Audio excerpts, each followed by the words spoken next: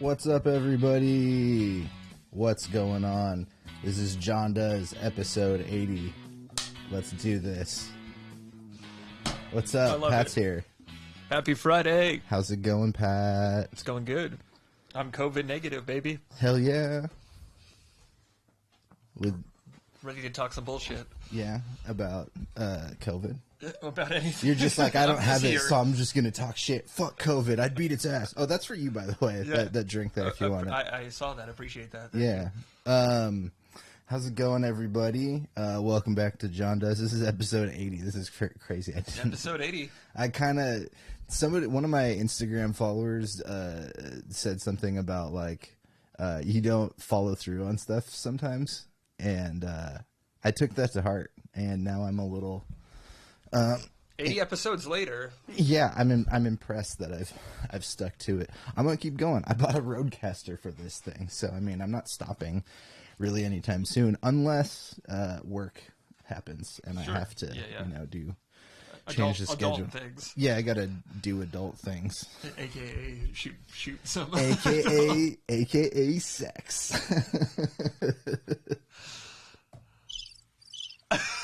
Yes. I'm still getting used to the idea of these being here. I saw I can't remember what the episode was, but I think it was. Get closer to this. I think it was the episode the other day. You just like went crazy hitting buttons. It was great. It was like a good minute of just sound effects. Yeah.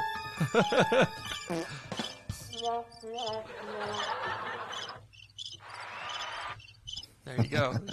That cricket show off your entire portfolio. Yeah. In one sitting. All 8. That's right. Actually, it's 7 because I consider the intro outro just like bed music. On the MPC, you can set. So you have where you have to hold down the pad to trigger it. Yeah, As soon as you take your finger off, it stops playing. Yeah, you can set latch or play once. Oh, you can. Cool. Yeah, okay, you can nice. set those with yeah. You do it through the one thing that I don't mind. You know how I hate the digital interface for audio stuff. I just if you're giving me an interface, give me the fucking interface so I can do it there. The Roadcaster interface is super easy. This is it right here. I love that. And I actually have a couple of programs for the MPC that are similar, where you can drag and drop samples. Yeah, it's just drag and drop. So easy. And then that's where you can change things right there. The only bad thing about Trash talk. What's that? The only bad thing about those older MPCs is I have to convert everything to 16-bit, 16-bit waves instead of whatever they are at 24. Yeah. The modern full quality. Ryan's asking if we're Warhammer fans. I'm not a Warhammer hater by any means, but I just don't know enough. Cavill, right? I don't know anything about it, but before we get into anything, this might be a long episode. Sorry.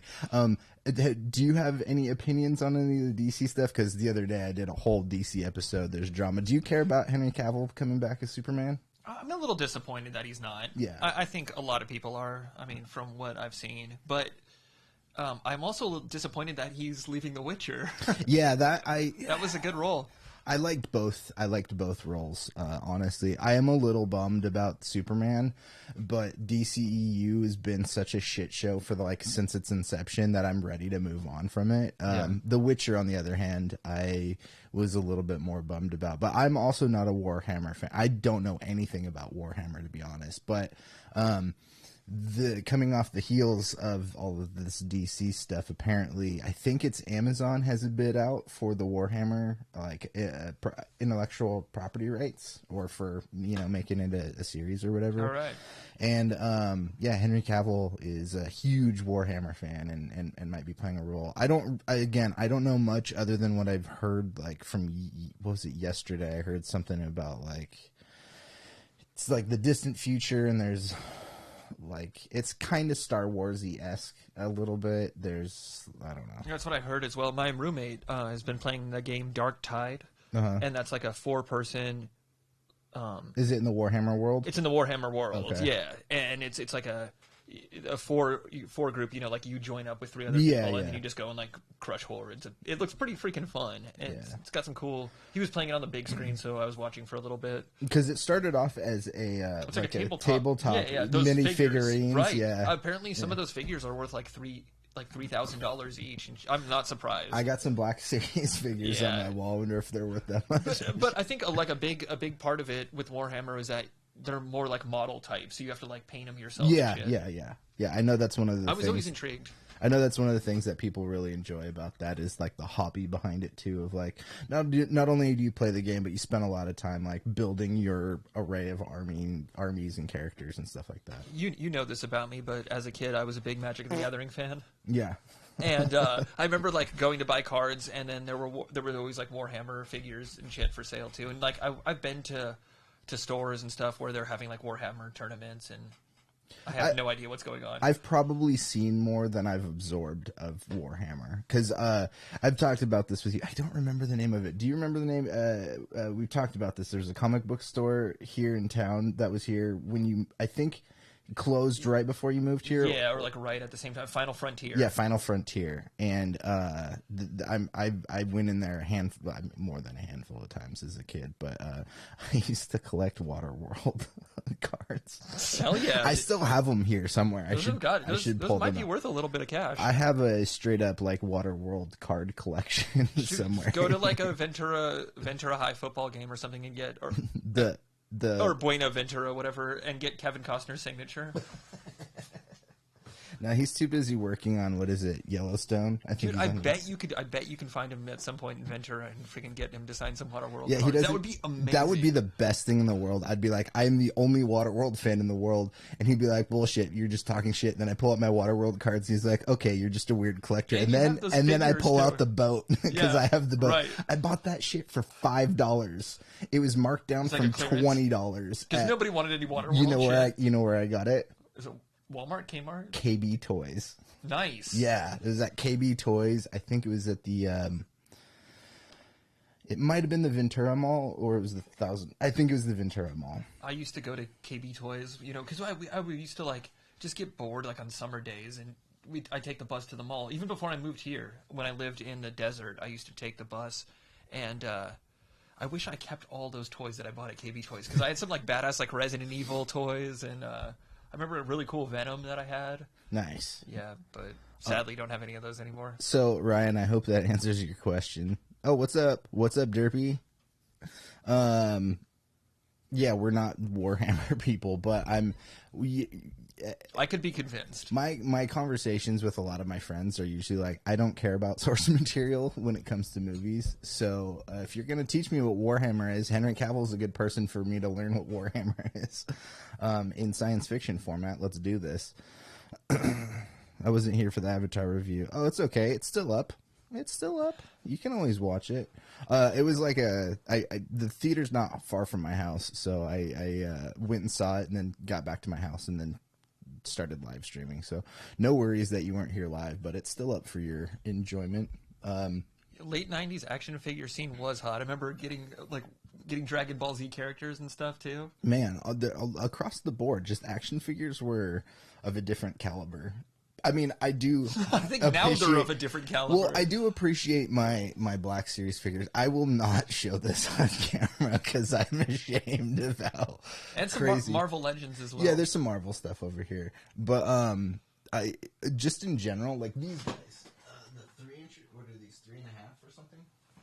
I forget what size these are, but like the modern day, like the smaller guys.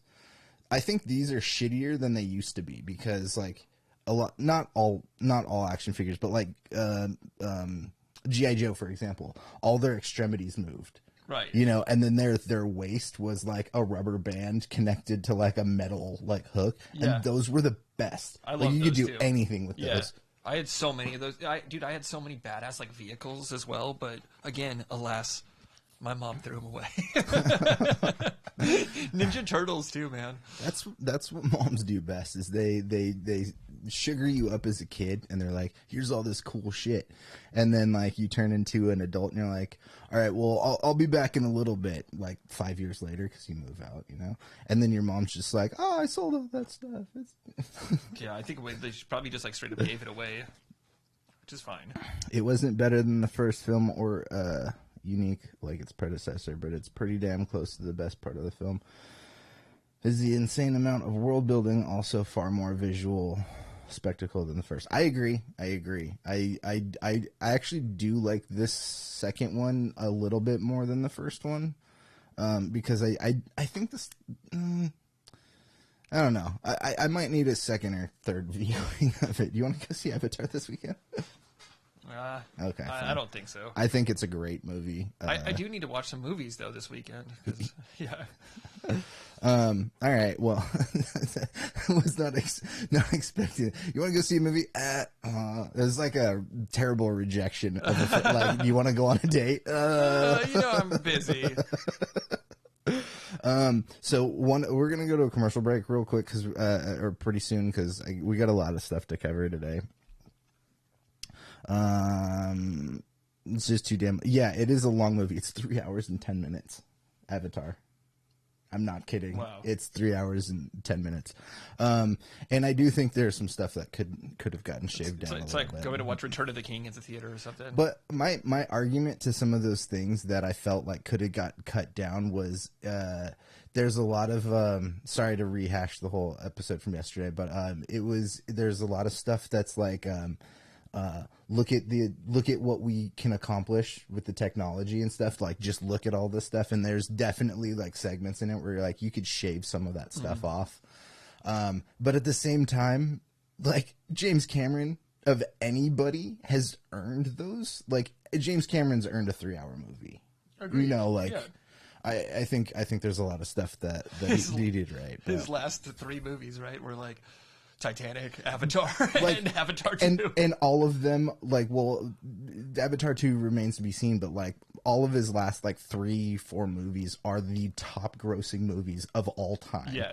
Like, Titanic, Avatar, he did Terminator, he did Aliens 2, he's done some of the greatest movies. Yeah, Aliens was that movie was like... Aliens, yeah. Way different than the first. Yeah. The first one was like a horror movie. The second one was an action movie. Action sci-fi, yeah. So anyways, we're gonna kind of move on because we do have a lot of stuff to get through today. Pat and I are doing our top 5 records of 2022, but I had one other thing I wanted to talk about with you real quick. Oh, yes. So there's actually a bunch of trailers that have been coming out lately. There's a trailer for the Barbie movie that came out today. Greta Gerwig's directing that. Yeah, I knew about that. And like Margot Robbie and Ryan Gosling and Simu Liu from Shang-Chi. Oh, nice. He's in it. The trailer was kind of quick, but it's pretty entertaining. I'm interested in that movie, surprisingly. But the one movie that it kind of came out of nowhere, and I was like, "What the fuck is this?" And then I sent it to Pat, and last night you're like, "This looks awesome." It does. It's the new Adam Driver movie. Oh shoot, I didn't catch. Do you remember what the release date on that was? Oh, I didn't see it. I don't remember. I'll look it up here in a second. But it's called 65, and it's bad fucking ass.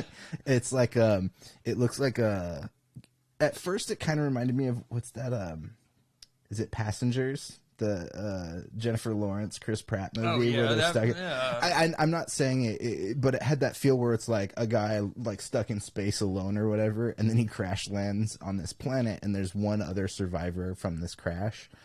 And it turns out they landed on Earth 65 million years ago. And so it's Kylo Ren versus Dinosaurs. It's Kylo Ren versus Dinosaurs. It looks fucking awesome, and yes. I can't wait for it.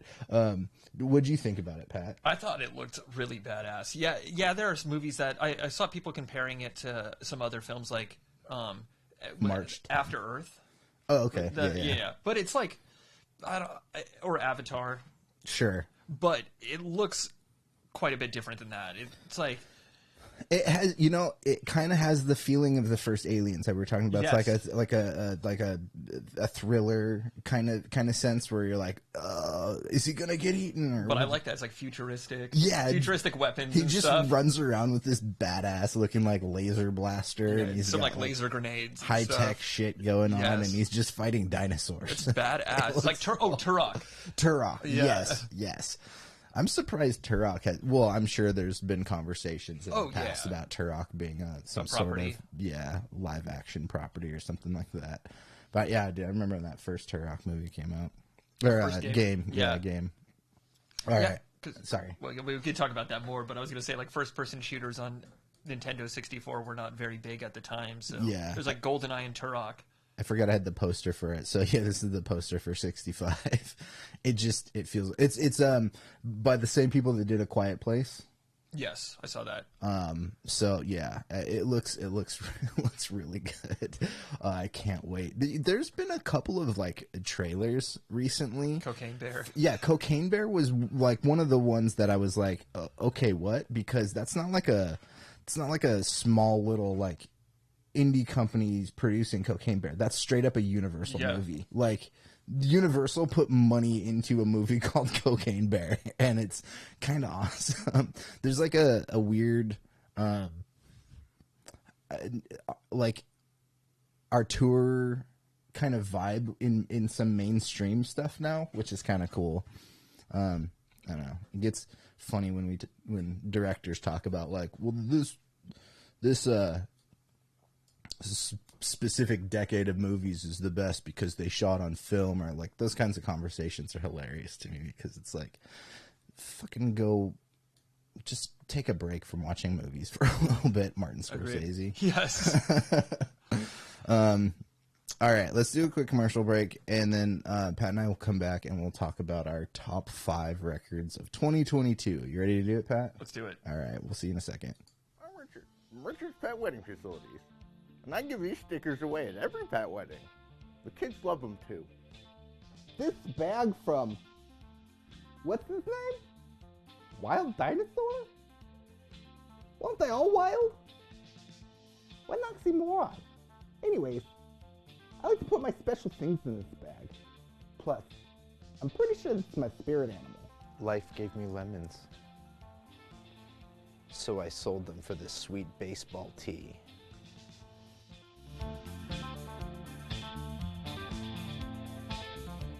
All right. Whoops. Sorry. Clicked the wrong thing. I should get rid of this. I don't need that anymore.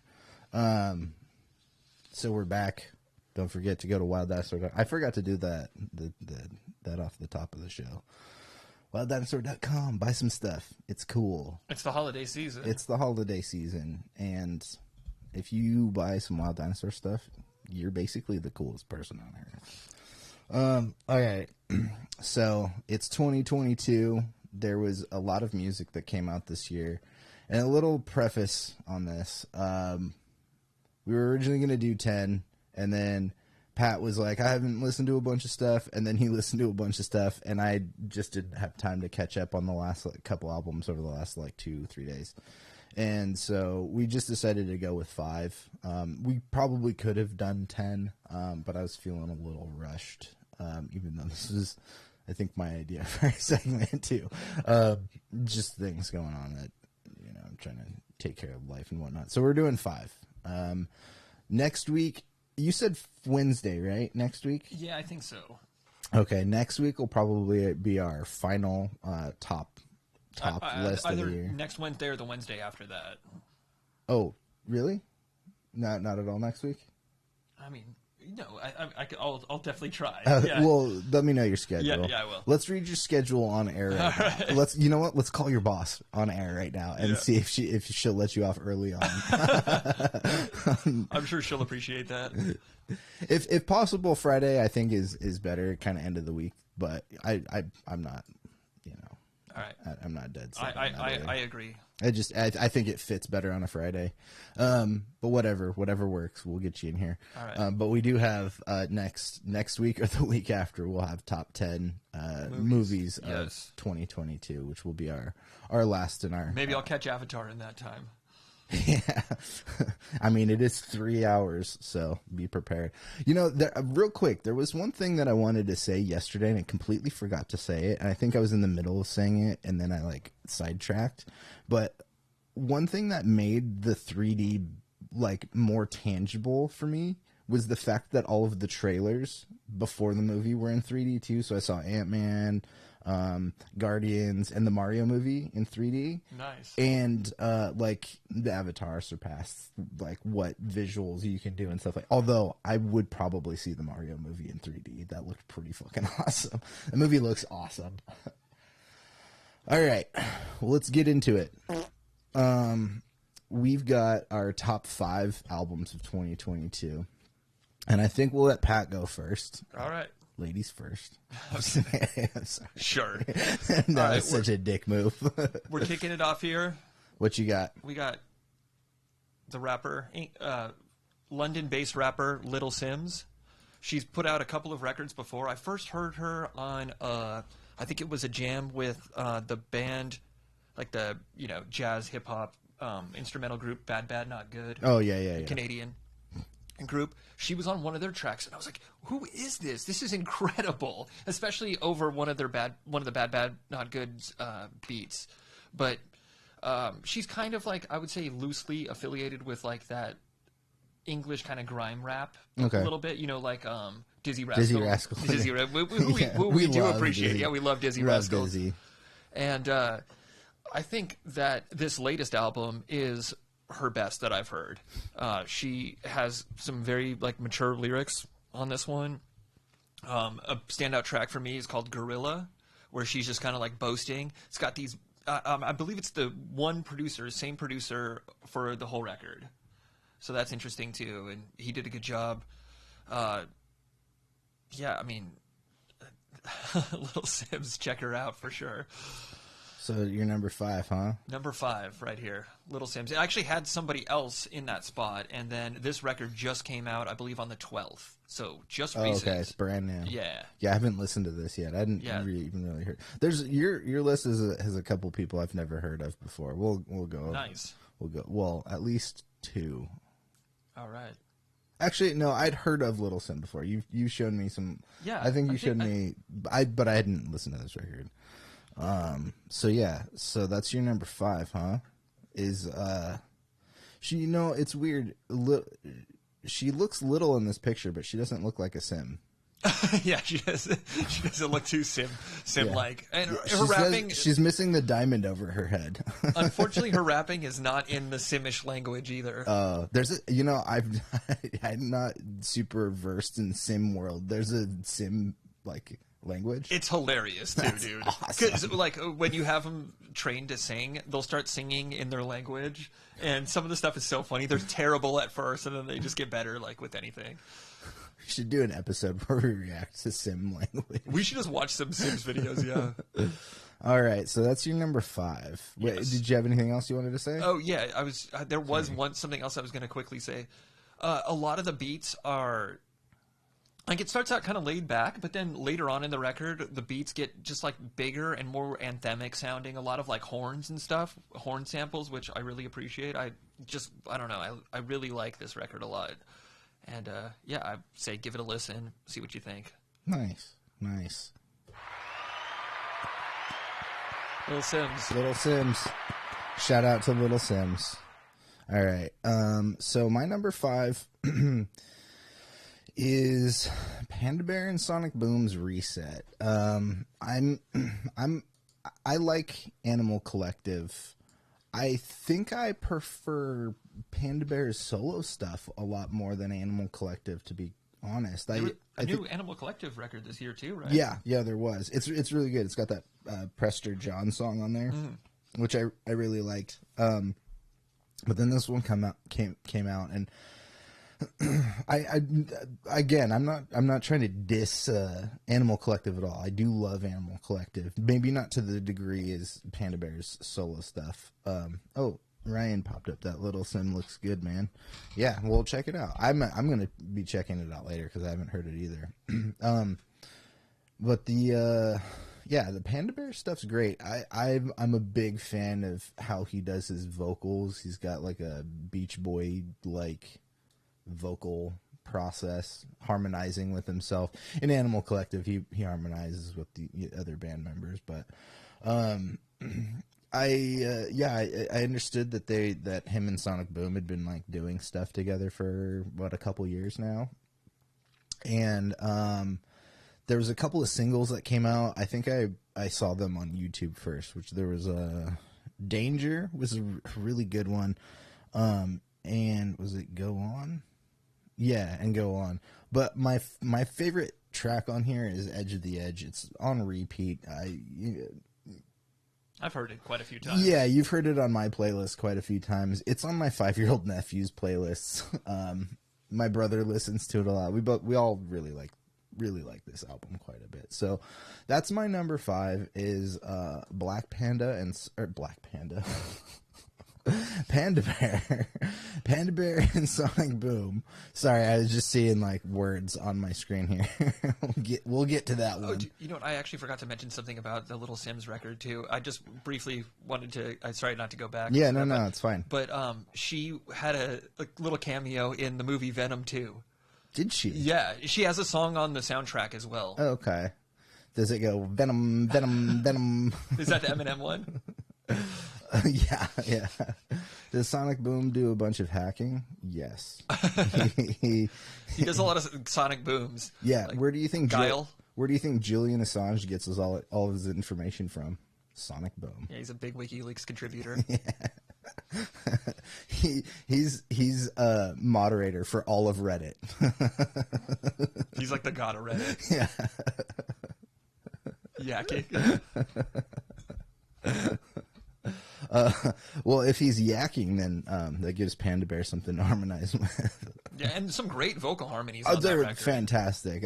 So good. I really love Panda Bear's the production value in general. All right, Pat, what do you got for your number 4? Number 4 was an interesting pick for me. I will admit, when you sent me this list, I was like, okay, because I haven't listened to this, but I also don't dislike this person as much as maybe my younger self would admit to. Yeah, but... I have to admit, at this point, okay, well, anyway, it's the newest Taylor Swift record, Midnights, which is, I mean, a little surprising, but I really feel like this album, and surprisingly, I saw that it had a lot of pushback, which I would imagine, anybody of that caliber is going to have that. It's going to be a polarizing release no matter what. She gets critiqued for, like, the shoes she wears. Yeah, and exactly. It's like, shut the fuck up. Who cares? But, man, her songwriting, like, I have to admit that her melody writing is on another level from many artists. Like, at this point, she's a proven hit songwriter. She's right? Swift. Like, you can't. You're a Swiftie Swiftie now. You're a Swiftie now. I guess so. I've never considered myself as such. I've never really been a huge fan either until that record came out. What was it, like 2014? I think 1989. Mm-hmm. That record had some tracks on there that I actually have to admit I do like quite a bit. Is that the one she re-recorded because the rights? I think she re-recorded that one amongst like a few others. Okay. Yeah. That's something I actually respect about her is, the business side of stuff sucks, and she probably signed some shittier contracts when she was younger, and not owning your own masters as a musician it's kind of a tricky thing to accomplish when you're signed to a label, but if you can, totally try to do that. And since she got screwed out of it, she just, like, this mega star she is now, she just was like, fuck it, I'll just re-record it. And then now I have the masters of my own, like, re-recordings of my songs that are, Yeah, cool move for sure. You totally. Yeah. But this record, again, it got quite a bit of hate, which is surprising. People are like, oh, it's just like a rehash and stuff. It's like, people complain if you change up your sound. People complain if you're releasing the same kind of stuff. I don't feel like this is that much of a rehash. I guess this album she did completely with Jack Antonoff. Okay. Where in previous albums it was more of like, a group of higher tier producers, higher tier pop producers. And I think his sound shines through as well. A lot of like vintage synths, a lot of like interesting reverb sounds too that you wouldn't normally associate with like modern pop. It's that, and you can see just from the cover of the album that it looks like a Nancy Sinatra record or something like that. Yeah. Like just based on the album cover, and I think she's about to burn those boots. she's like, these boots aren't made for walking. There's a track on here with... That's why I got moon boots, bitch. There's a track on here with Lana Del Rey, and they have some really good harmonies together. And then also, I think my favorite track on this album is called Karma, I want to say. Karma Police? It's just called Karma. Oh, okay. Yeah. Not Karma Police. Although that is a great song too. That is it's I don't know. My opinion on Radiohead has changed over the years. I don't really care too much about Radiohead anymore. But I guess there was like a deluxe version of this record as well that I haven't heard. There are some extra songs. How is this on your best records of 2022 and you haven't listened to the bonus features? I just haven't. I don't know. It's like the bonus one's like 20 tracks. Yeah. The regular album is 13. Okay. But yeah, this one right here I really liked. Karma. Check that song out. Okay. It's a good one. Yeah. So that's your number 4? It is, yeah. Taylor, I forgot to applaud for Panda Bear. Yes. But shouts out to Panda Bear. well, shouts out to Panda Bear and Sonic Boom. Maybe Taylor Swift and Panda Bear could do a collaborative That record. would be an interesting one. That would be a really interesting one. I don't listen to enough Taylor Swift to be like, yeah, I don't think her style fits into like stuff that Panda Bear does. But you never know. I mean, they're both creative, very creative people, very talented people. Yeah, so my opinion on Taylor Swift is I don't usually listen to much of her music, so that's why she's not on my list. But like, I have a lot of respect for her, and she's single-handedly one of those artists these days that's like selling guitars. Not that she's like shilling out guitars, but like little girls see her and they're like, I want to go play guitar. Yeah, or I want to write music. Fucking awesome.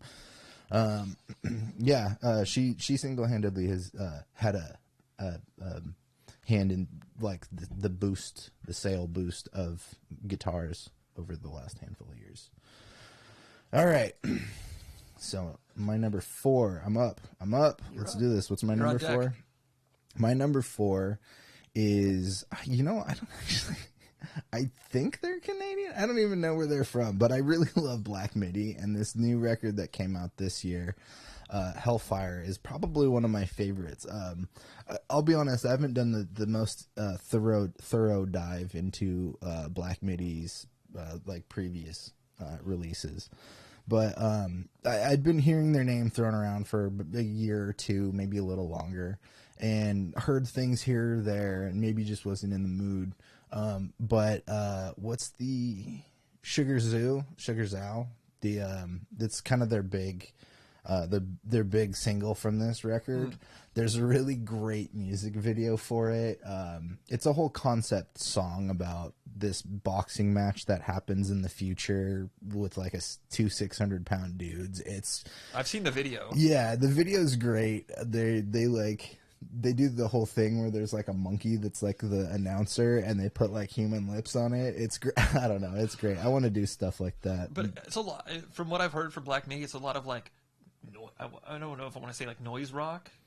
No, not really. They're faster, like jazzy. I mean, to me, they're kind of like Mars Volta in a way. You can't really define them. Yeah, I mean, this record has its ups and downs too, which is something I really appreciate about a record. Is they go like pretty fast. They got their fast chord progressions or whatever. It's not like punk rock or metal or anything. It's like a fast jazz-y kind of thing. And there's ebbs and flows to the vibes for stuff. And then they do get a little bit slow. Like there's some, I wouldn't say acoustic-y track, but like, what is 2, 3? Is it Eat Men or Eat Men Eat? One of them, it goes into like a country, like a slower country, like slide guitar type jam, and the vocalists switch up a little bit. But I do really like watching them. I'd love to see them live at some point. I think I don't know the dynamics of the band, but the guy that I consider the lead singer, don't know his name. He's like kind of short, he's got slick back hair, and he dresses like a 1940s jazz dude, like kind of big baggy pants and like overalls and like a big like collared shirt and stuff like that. Looks like he's straight out of Big Bad Voodoo Daddy. Yeah, something like that. I appreciate it. He's got a great style. So yeah, that's my pick for my number 4. Black Midi Hellfire. All right. Is the name of the record. So Black Midi. Let's go. Cool name for a band too. That is a cool name for a band. I'm into it. I'm totally into it. So All right, what do we got up next? We're starting to get into, what is it, number 3? Number 3. Number 3. We're kind of just cruising right through these, too. We are. We can talk about stuff a little bit longer if we want. All right, my number 3 is Domi and JD Beck and their album Not Tight. These kids are not tight. These kids are actually crazy tight. They're crazy tight. Yeah. No, they are fantastic musicians. Like, just incredible. I would say both of them. I think JD Beck's only 19. Yeah. And these are kids that were raised like on Jay Dilla and MF Doom, along with, I'm sure, a ton of jazz. And it shines through, like, their influences. We have some guests on this album that some of them make sense. Others, I was like, this is a little strange, but ultimately it works. So Thundercat, you would expect. Ooh, Thundercats. Yeah. He makes sense with them. So he has one track where he sings, and then another track where it's just them jamming, and that is, I think, my favorite track on the record. I'd have to look up the name. Unfortunately, I just don't know of offhand what that is. But another one, the one that I was saying is not like what you would not who you would expect, is indie heartthrob Mac DeMarco. Oh, he has a track on this. Nice. I think I haven't listened to this record, but this was the year of discovering them on like KEXP or like Tiny Desk concerts and stuff like that. They're super talented. Yeah, I think Domi went to what's the big music school? Berkeley, yeah. So she like made a bunch of connections there, but her style is just like out there. They're both weirdos. So she plays keys and he plays drums. And they're just both incredible musicians. Whatever I say isn't going to do them justice. You'll have to just check them out. Yeah, which is why watch a live video. Thundercat sounds like a good addition. Oh yeah, to this, absolutely. Another virtuoso. Keys, drums, and Thundercat bass. Yeah. That makes a lot of sense. It's a really good combo. And the Thundercat track that I really like, he plays a lot of like melodic bass too. And that album, man, I mean that track, and this album in general are really good. Anderson .Paak is another. I believe he also executive produced the record. They're on his imprint through Blue Note. Okay. And he also like directed at least one of their music videos that he's featured in. Mm-hmm. This album cover is great. Yeah. They're like a Cabbage Patch Kids or something. Yeah, this looks like a clothing ad from 1974 or something like that. It's great. I'm kind of familiar. Like I said, I haven't listened to this full record, but all of the live stuff I've seen them do is pretty incredible. Dude, she's so fast. She's incredibly fast. Yeah, and playing both the... The name of this, Ryan, is Domi and JD Beck. And the album's called Not Tight. It's DOMI and then Domi for the girl. Is that... Yeah. That's how she pronounces it? Domi, I believe. Domi. Yeah, it's like Dominique or something like... She's French. So it's like Dominique, Donegal or Domgal or something like that. What's the name of this record? Not Tight. Not Tight. Yeah. Not Tight. But yeah, again, the record is very tight. Yeah, they're really talented. This is one of the two on my list that I picked up on vinyl. Oh, nice. Yeah, nice. And again, from my perspective, most of the stuff that I've seen from them is like the Tiny Desk concert. Is that the one where they have like plants all over? There's like fake plants or something in one of their. Maybe I don't know. They're weirdos. There's one where they have like a bunch of pretzels. Like nice. JD's got a bunch of pretzels on his drum stand. One of his like cymbal stands, just looped on there. Nice. So like Tiny Desk concert and KEXP live sets and stuff like that I've seen. So cool. That's Domi and JD Beck. That's your number. What was that? It was your number 3. Yes. Cool. Damn, dude, we're getting there. So my number 3, for Domi and JD Beck. Congratulations, you've made it on the most elitist list. We'll give it a golf clap for Jazz Fusion. They've made it on the most elitist list of all time. Yeah. Our top 5. All right, so my top my number 3 here on my top 5 is I believe they're from Manchester, England. I started seeing recommended videos. I saw one and I was like, oh, this is pretty cool. And they remind me, I'm a fan of The Fall, and I know they get that reference quite a lot when people refer to them. But this is Yard Act. Like I said, they're out of Manchester, England, and no big surprise for me. they actually had quite a big year. They put this record out. They put out a series of singles. They were putting them out from like 2021, I think, and then released the whole record this year.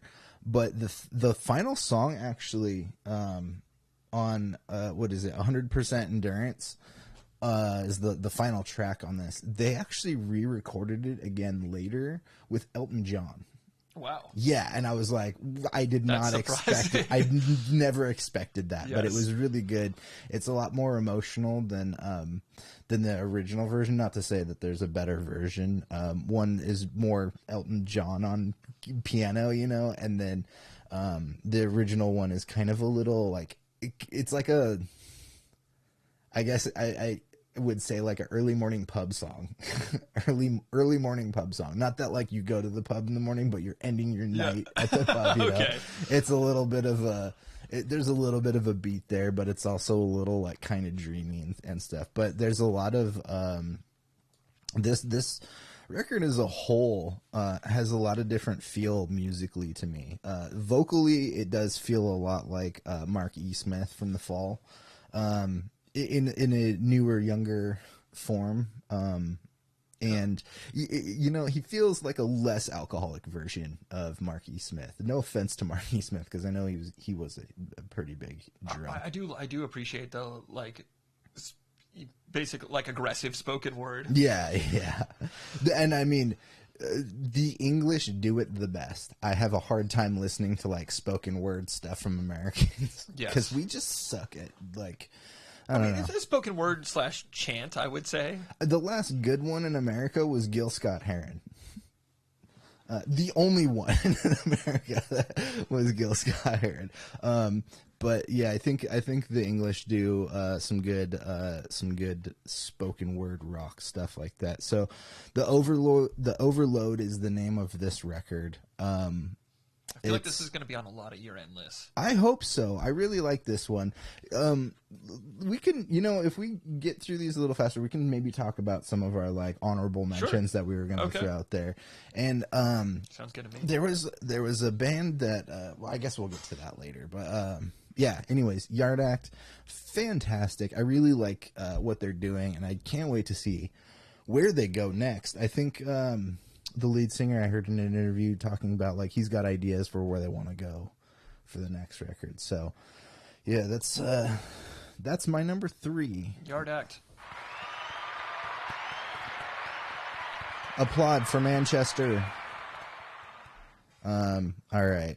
What do we have? Number 2. What do we have next? Okay, this is Pat's number 2. So we're starting to get to our favorite stuff of the year. And this record kind of came out of nowhere for me. This is when I said I wasn't familiar with some stuff. This was what I was thinking about. Is I'm not familiar with this. Yeah, so check it out. I don't think anybody's familiar with this. This is another English group, from what I understand. They're a duo, electronic composers, called Two Shell. And apparently they wear masks too, so like nobody really knows what their identities are. So is one of them Marcel the Shell? It could be. Yeah. I don't know. And I was reading that they had a Boiler Room set earlier this year, and they just had like 2 random dudes show up and play a pre-recorded set. That's awesome. Yeah. So that tells you a little something right there. But dude, this record, like these tracks. This is an EP, by the way. It's only like 5 tracks. Okay, cool. But it sounds like late, like there's a lot of like late 80s, early 90s kind of influence. But then also it kind of sounds like some earlier like 2010s, late 2000, like 2009, 2010. Jamie XX or Flying Lotus. kind of similar to that, like where you can't really. It's kind of more on the experimental side, but I also definitely got some like 808 state vibes. It's like some like late 80s, early 90s kind of English electronic music that you would catch in like a classic rave. But dude, like just the composition, like the sounds that they use, it's a lot of like distorted samples and stuff like that. Okay. Yeah. A lot of maybe we'll go for a drive after this. Yeah, and you listen should to check this. it out. I do want to listen to this. I have not caught it. Again, with it being electronic, it's kind of hard for me to describe, but it does, like the drums are on point, the samples are great, a lot of just interesting sounds is really what I can say. And you said they're English? They are, yeah. That's cool. Two Shell. They also had another, like, I think it was a single. I'd have to look up the name of it, unfortunately, but there was a single too that was really good. It wasn't off of this EP, just kind of a standalone.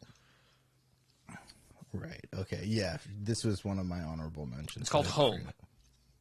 Home. Okay. But dude, this look at their play count. It's not huge by any means. Yeah, 350,000. Yeah, that's And this came out June I would 30th. love if New Pants had 350,000 Oh, I play would count, too. but still, yeah, in regards to the music industry, like 350,000 streams is not much at all. It's like when YouTubers with like millions and millions of views talk shit on other YouTubers. They're like, you only have like 10,000 views. Like, fuck you, you jerk. Fuck you, ninja.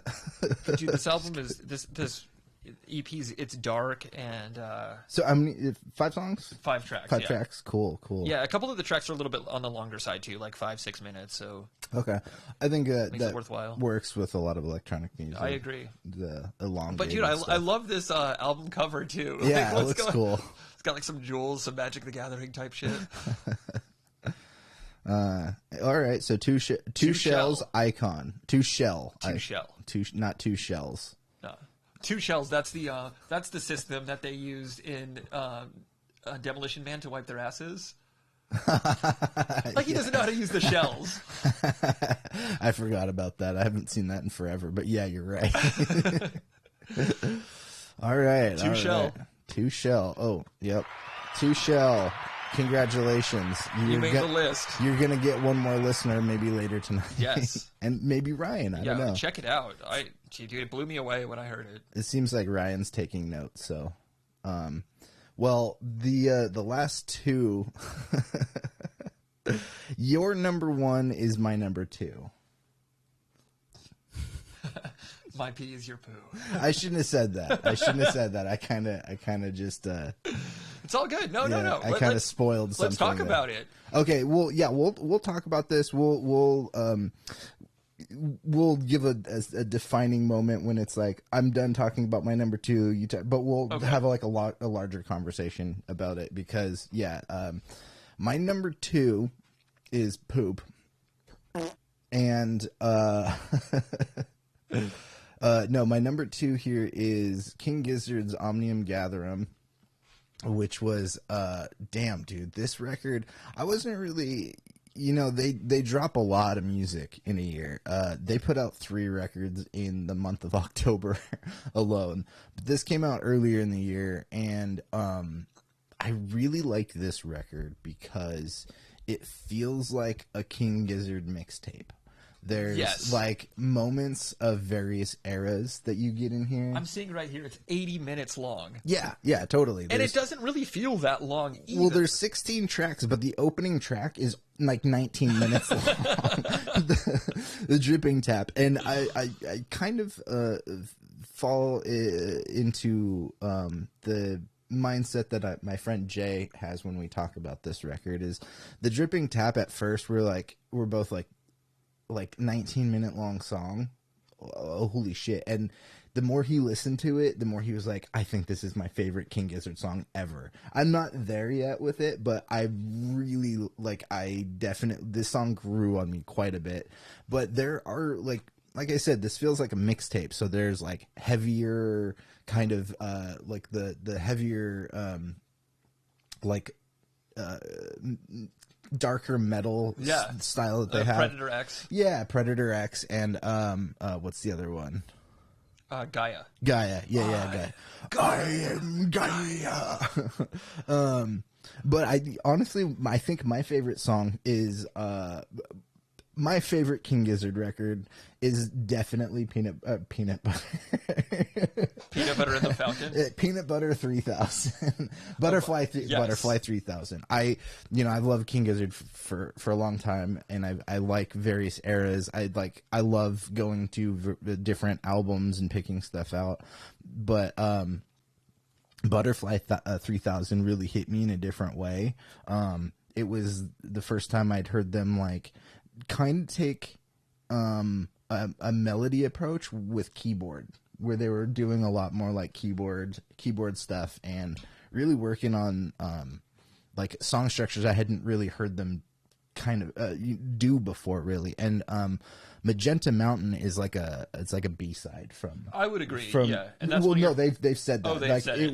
It was going to be on Butterfly 3000, and it didn't. But I thought you were absolutely just saying it would fit in as like a B-side. Yeah, no, it was a B-side, and like I could have absolutely see it on that record. Yeah. I'm glad they didn't put it there because I think it works best on this record. Was that your favorite track of the album? I think that's my favorite track of the record because I do really love that Butterfly 3000 phase of like Shanghai. Shanghai is like one of my favorite songs. Yeah. I think I have like 3 King Gizzard albums on vinyl now. Yeah. This being the latest one. Yeah. Did you pick this up recently? I did. Nice. Yeah. So I have this one, Butterfly 3000, and Murder of the Universe. Oh, man. All of those are great. Yeah. I mean, they have a bunch of other good albums, too, don't get me wrong. I really like the... Dude, they've got picking up the Fishing for Fishies. Fishing for Fishies is great, but I also really like Sketches of Brunswick East. Which album is the one that has the river? I don't remember. Hold on, let me look it up real quick. Okay. Keep talking. Yeah, no, but there are some songs on this album that are like hip hop. We got Ambrose Kenny Smith rapping on them. I think it's Paper Mache. Paper Mache? I think so. Hold on. That's a great song though. Yeah. So there are some like hip hop kind of sounding tracks. I guess they recorded a lot of these, like they wrote these kind of separately, and it was all like during lockdown. It's on Quarters. So that one's great. Yeah, Quarters. Yeah, it's like it's Quarters because there's 4 songs and they're all like 20 minutes long. Hell yeah. Or 25 minutes long, something like that. I don't remember. They put out they put out this giant record though because they were all just like they couldn't tour. So they were just writing a ton of music, from my understanding. 10 minutes and 10 seconds. Each song is 10 minutes and 10 seconds. Sorry. They do weird shit like that. Yeah, a couple of these songs, like Stu got down on the MPC, like for, the Sadie Sorceress, or what's the other rap one where Ambrose raps? Yeah, there's some like hip hoppy stuff on here too. Sadie Sorceress, the Grim Reaper. The Grim Reaper's great. Yeah, that one's great. I think it like features his grandma or something. He's got his grandma. Or was that Sadie Sorceress? Because there's that like older lady sound that does the like Sadie Sorceress sample. Oh, that could be it. Yeah, I think that's Ambrose's grandma. Is from it? what That's I read. cool. Yeah.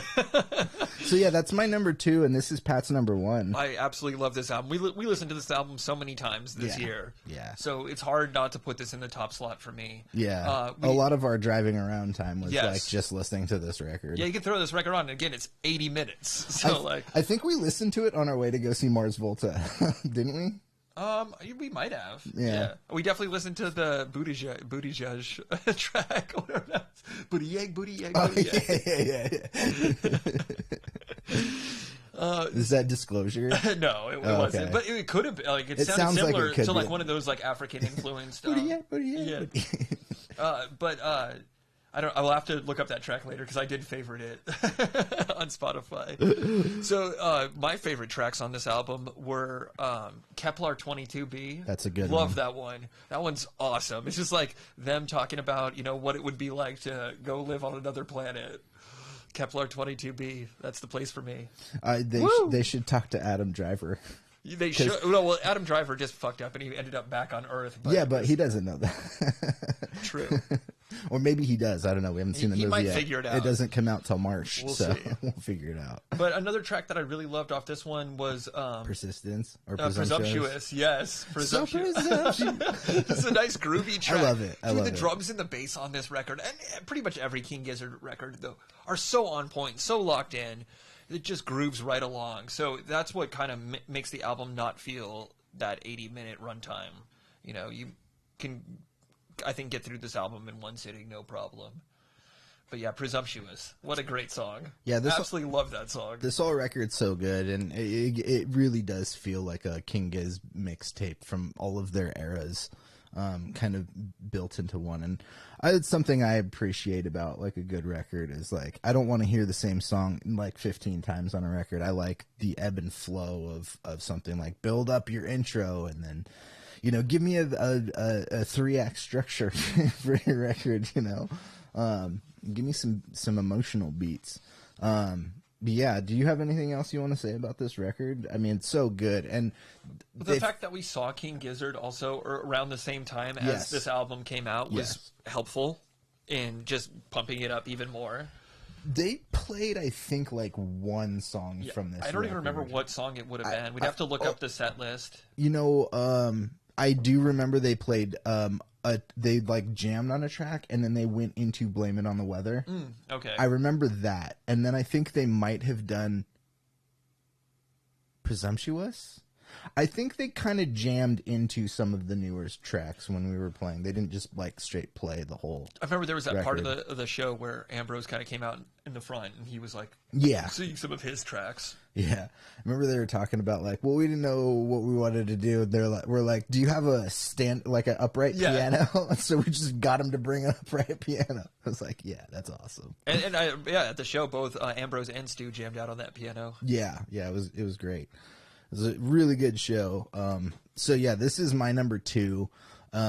If this other record for me, well, hold on before we get there, we'll give King Gizzard all the applause because not only did they put this record out, but they have like 3 or 4 other records that came out this year. Some of those prolific musicians in the game right now. Absolutely, and it's all like. I'm not going to say that they put out one great record and the next one's like bad. They put out good records consistently. There's some stuff I don't like as much as others, but also they have so much content that it's like one day I want to listen to this record that I said I liked this one day, and then the next day I like a track from one of their new Changes is one of their new ones that I like it, but I'm still listening to Omnium Gathering a whole lot more. But it's like something from Changes comes on, I'm like, I think I like this record a lot more than, you know, I've given it. But they've got like 40-something records in like 10 years that they've been a band. So there's plenty to dive into with them. What's going on out there? Some howling going on outside. Anyways, yeah, one more applause for King Gizzard. Go see them live if you get an opportunity to. They're fantastic. Like, really fucking fantastic. Great live show. So that was Pat's number 1. Hey, Ryan, I'm glad you're still here. I love you. So yeah, that was Pat's number 1. Again, thanks for Pat for my pleasure jumping in here. My number 1 is sorry, let me get my shit together. I got graphics and sounds and stuff. My number 1 is, at first it could have felt like this album was going to be like a nostalgia thing for me, but the band that I'm about to say, on the edge of my seat, Brian, you probably know what I'm about to say. This band has meant a lot to me over the years, and there's howling going on outside. I'm not sure what that's about. Anyways, I've seen this band like 4 times live now. Pat and I got to go see them. What was it, 2 months ago? When did we see them? It was 2 months ago. 2 months ago. Yeah, it was in October. It was not quite 2 months ago. I think it was late October. Yeah, okay. So, the band that I'm referencing is one of my all-time favorite bands. That would be the Mars Volta with their self-titled record, the Mars Volta, which a long time in the making. A long time in the making. Yeah, there's a big emotional like story that kind of goes behind this. You know, they were a band for I don't know, 10 years or so, maybe a little more, and then they broke up publicly through like Twitter or something like that. And then got back together and were making music under various they went back to their original band that got them some notoriety, was At the Drive-In. They did a tour there. I like At the Drive-In. I loved old At the Drive-In.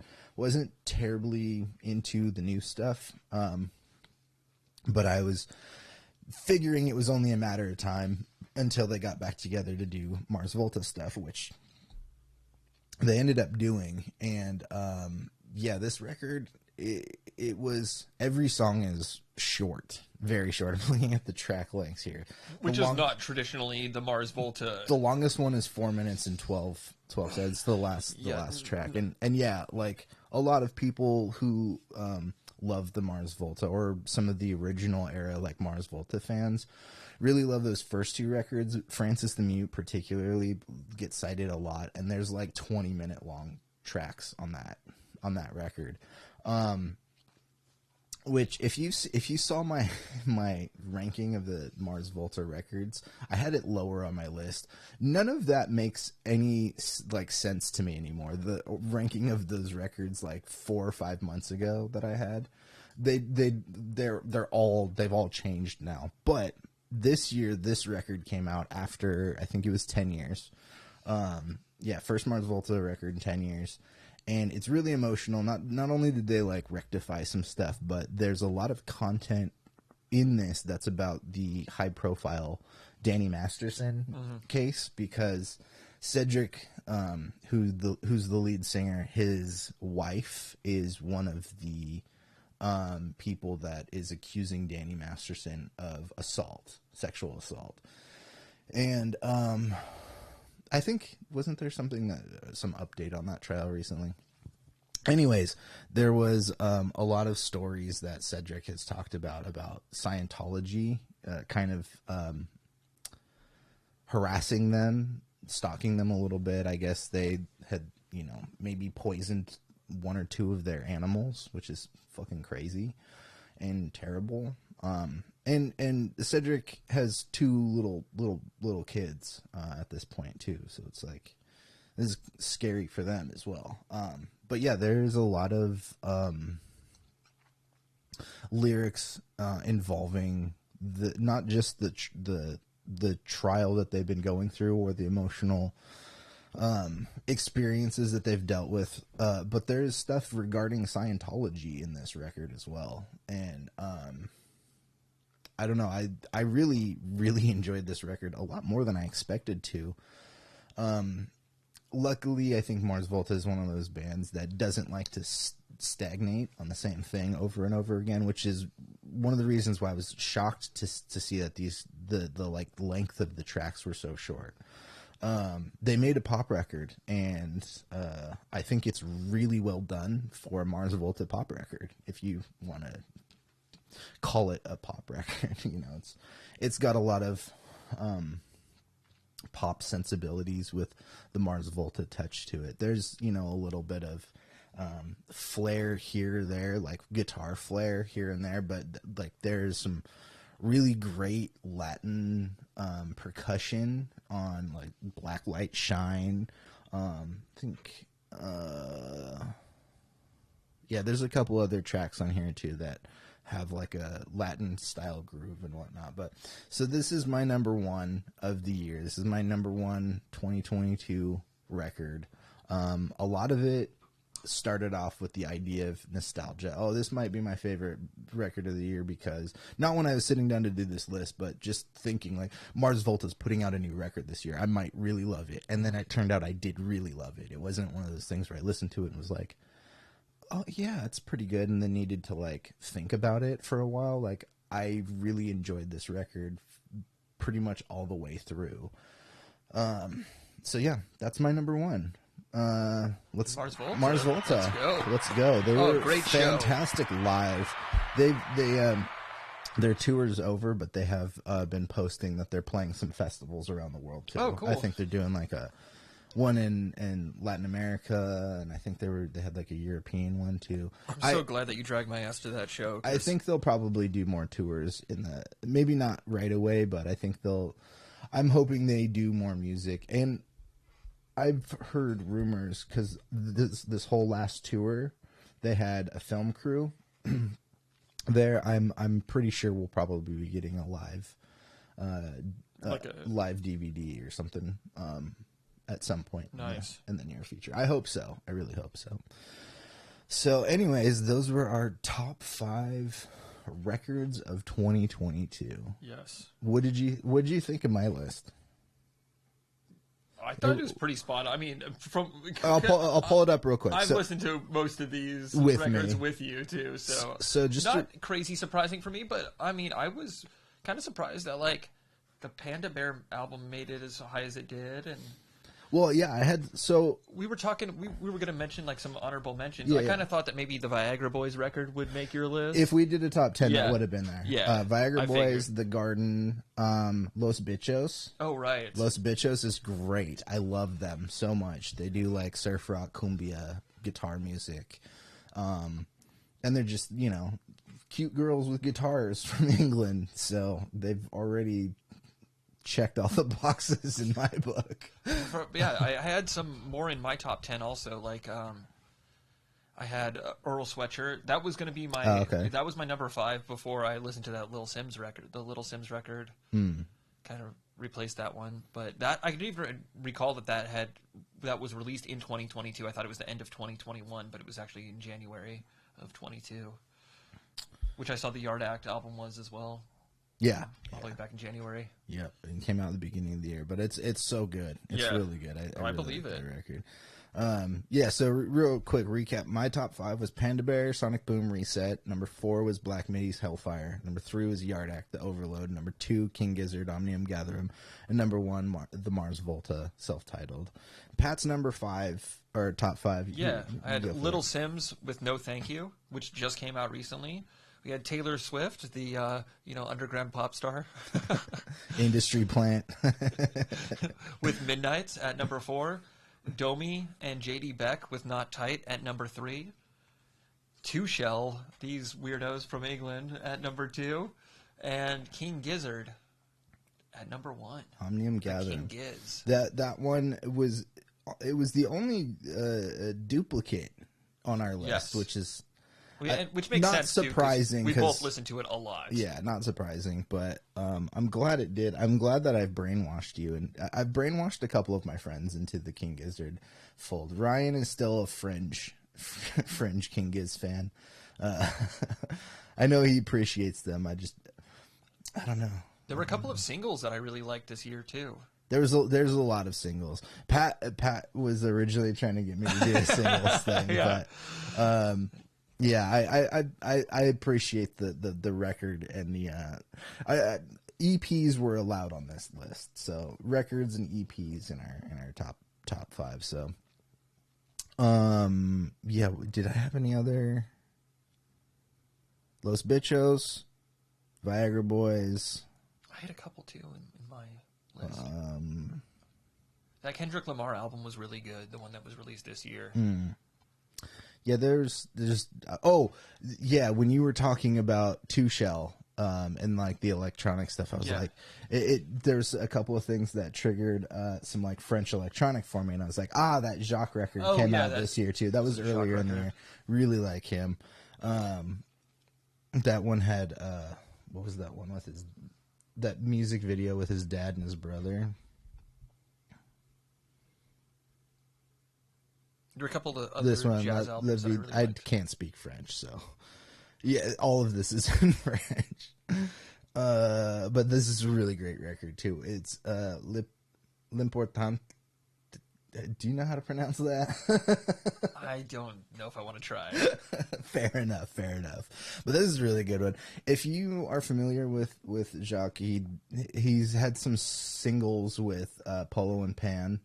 That first record, that one was so good. They did another one last year too. Yeah. That first one was amazing. That one's so good. I love the stop motion. I think that was like my top. That was I believe my top track of at least in my like top Spotify played of 2018.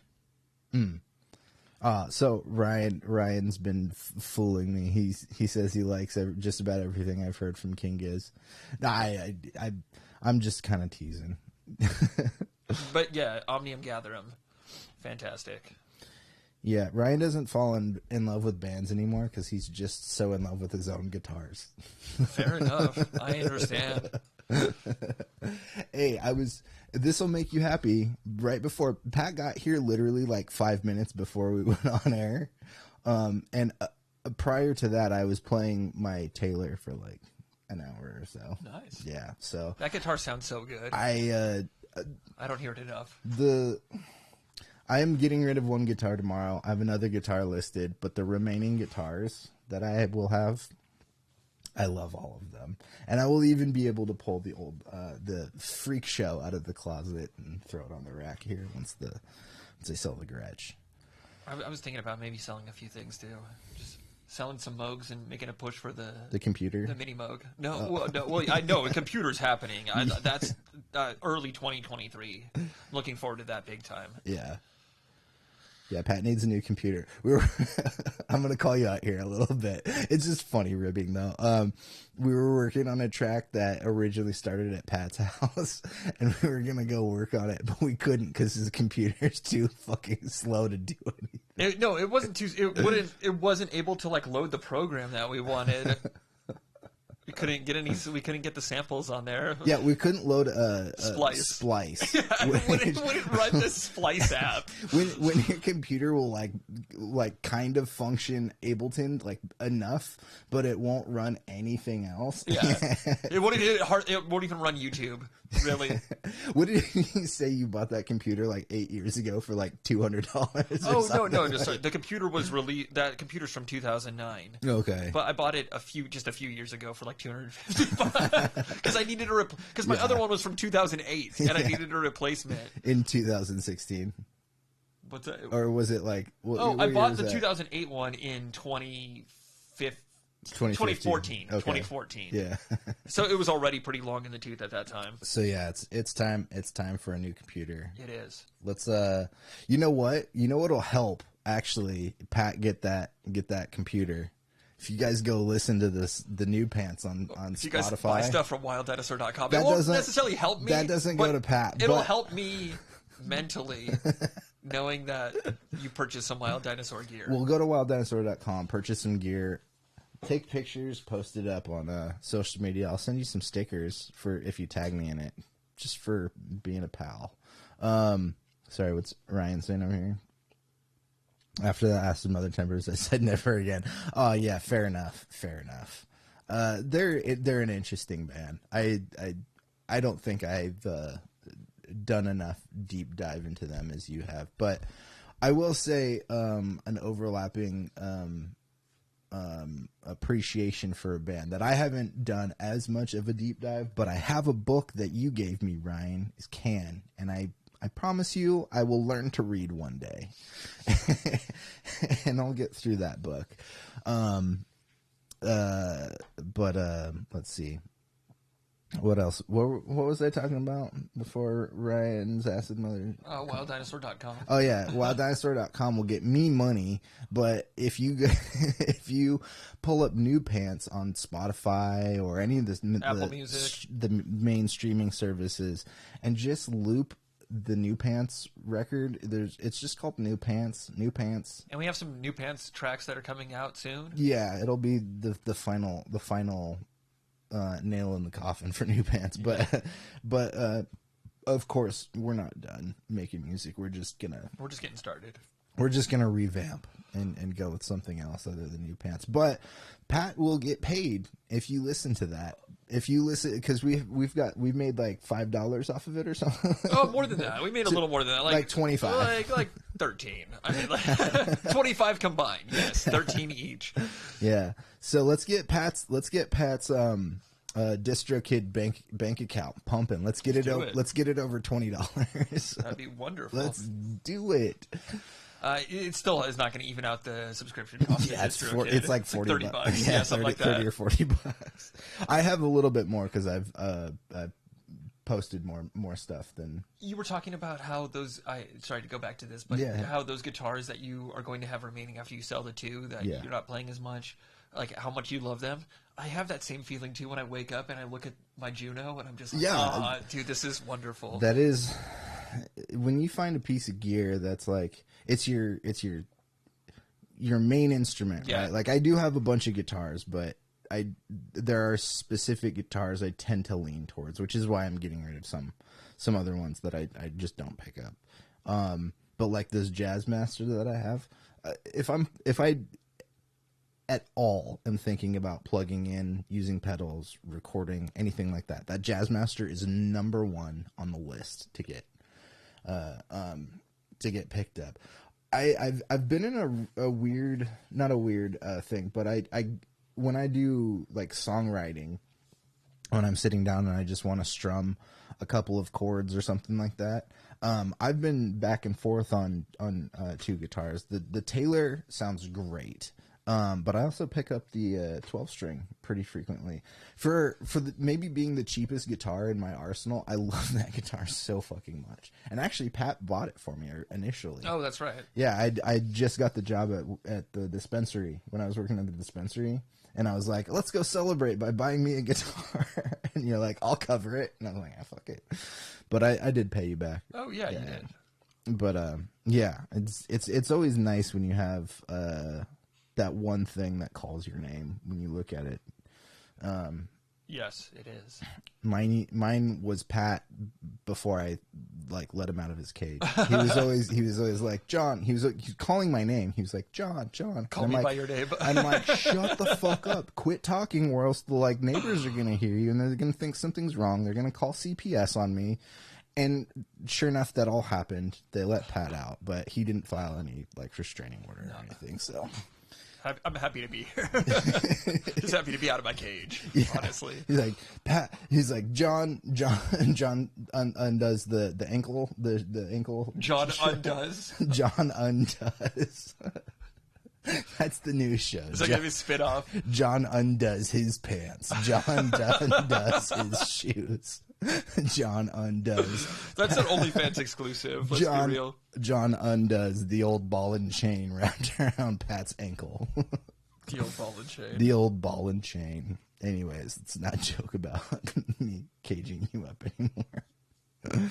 anymore. We've gone for about an hour and a half, or an hour and 20 minutes. Want to wrap it up? Let's do it. Let's wrap it up. So thanks for joining us. This is applause for all the top records of 2022. Go to wilddinosaur.com, get your Trump NFTs. Oh man, I do have an NFT store up on my website, but I don't think people are buying those Nobody's anymore. buying it yet. Well, apparently, even though those Trump NFTs got clowned big time, they all sold out. Yeah, they're sold out. Obviously, somebody's buying them. I think what I need to do is try to get Gary V to buy all my NFTs. I don't even know. Gary V's got to be broke at this point. Well, he just like he opened up an NFT restaurant. Right. You have to a club type of thing. Yeah, right? you have to like own part of his NFT or something like that to even be able to get into this. Yeah, I bet Gary V lost so much money in crypto. God, he kisses his dad on the lips. You know that? That's a real thing. I've seen that. Yeah, that's a real thing. You should get Gary V on the show. That would be hilarious. Let's get Gary V to kiss. Let's get Gary V and his dad on here, and then let's all kiss his dad on the lips. I would be so down. Let's do this. Gary V, where you at? Let's get you and your dad on here. Let's talk about it. Let's snuggle. Let's do the original idea that I was going to do. Yeah, you don't want to talk about that. Yeah, I don't want to talk about that. I don't want you guys stealing my ideas because that one's fucking gold and it's still on the table. Especially as I get better at this. Oh, dude, I could do. Never mind. I don't need to get into technical bullshit. But yeah. All right, we're gonna get out of here. Last two things before I go. Don't forget to... Pat started this, yes. but he threw it off with the whole Trump stuff. Don't forget to go to wilddinosaur.com. It's the best place to support the channel. Again, if you purchase anything, like we have tote bags, we got sweatshirts, t-shirts, baseball shirts, socks, all kinds of stuff like that. We do have stickers on the website, but I have sticker packs that are not available on the website. I have them here in my house. I put them all together myself. They are 5 stickers, 5 vinyl stickers for $10. But what I'll do is if you purchase something and you like take a picture of you out and about wearing it or rocking whatever it is you bought, post it up on social media and tag me in it. Instagram stories probably the best. Facebook stories works. But yeah, tag me in it. And I'll have to get a hold of you, of course, but I'll send you some stickers for free, just for, you know, repping the gear. So as an extra little thank you. And the other thing that I like to do is I like to get incels in here. I like to get them being like, yeah, Avatar, oh, blue people, what the hell, women, what?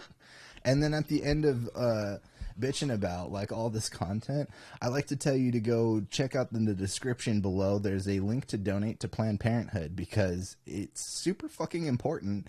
And there's been a war on healthcare and reproductive rights for basically ever. Pat'll tell you the fucking the war on healthcare in general really sucks. It was nice when during the Obama administration they had that the birth control thing passed, where like most insurance providers will cover birth control at except no for charge for religious facilities or something. Exactly, yeah, which is exemption. Still a joke, but yeah, like at least I get to see that most contraception is covered at no cost to the. You know, I heard there was going to be a casting for the next Joker in the next Batman movie, and it's going to be Jesus Christ. He's playing the Joker. He's like, okay, let's see it. Yeah. Anyways, because he's a religious. Never mind. Sorry. Because he's a religious. Because he's a religious. All right. I'm gonna get out of here.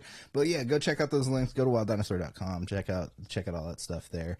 And most importantly, have a great weekend. Yeah, have a great weekend. Pat will be back maybe next week. We'll try to figure out this We're gonna make it work. We'll do this last top 10. It'll be top 10 movies of 2022. We already did the. You don't want to miss that either, because yeah, there's some good stuff in there. There's some great stuff. That came out this year. I actually did knock something off of my list to put Avatar on there. A small spoiler alert. But yeah, come back. We'll let you know. I've been doing stories and YouTube shorts a little bit more. So keep an eye out for those kinds of things too. Especially on Instagram. I did it today where after I finished the thumbnail image, I threw it up in my stories and was like, check out the show later tonight with a link to YouTube. So I'm going to do that a little bit more. So keep an eye out on Instagram specifically. Is where I like to market the best. And we'll keep you posted on, you know, when Pat will be back. It might be next week. It might be the following week. Hopefully we can get you in next week though. But, and Ryan and I are going to do some stuff here pretty soon because nice. we did a test with the Bluetooth great. On the phone. Yeah. Sounds great. Can you get them up on video as well? No. We're just doing phone calls. Cool. The Zoom thing was the biggest pain in the ass, and I never solved it. Yeah. But the Rodecaster solves some other problems, and so we're just gonna stick with phones. Cool. Phone calls for now. But yeah, we can get phone calls in here, so we're gonna start doing stuff like that. Anyways, this is the third time I've ended the show. We're done. But yeah, we're done here. Peace out.